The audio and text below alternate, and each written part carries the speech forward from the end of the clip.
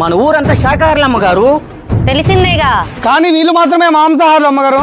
వీళ్ళు వండే మాంసం వంటల వాసనకి మన ఊరు వాళ్ళంతా చాలా ఇబ్బంది పడుతున్నారు అమ్మగారు. మన ఊరి గ్రామ పెద్దగా చెప్తున్నాను, మీరు కూడా శాకాహారులుగా మారిపోండి. అప్పుడు మీ వల్ల ఊరు ప్రజలకి ఏ ఇబ్బంది ఉండదు. అమ్మగారు, ఇదే నా మాట, నా మాటే శాసనం. అలాగే అమ్మగారు.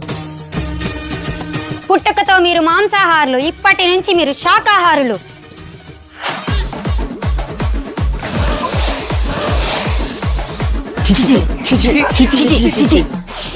ఆహా, కూర వాసన అదిరిపోయింది. అమ్మగారు వాళ్ళు మళ్ళీ మాంసం వండారు అమ్మగారు. పిలవండ్రా గ్రామస్తులని, తీయండ్రా కత్తులు. కడుపు నిండా తిను బావా.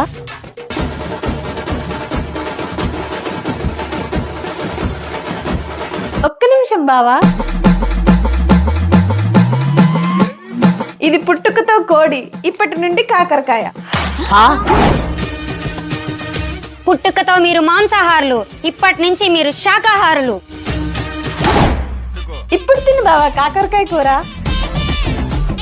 కాకరకాయ కూర అదిరింది.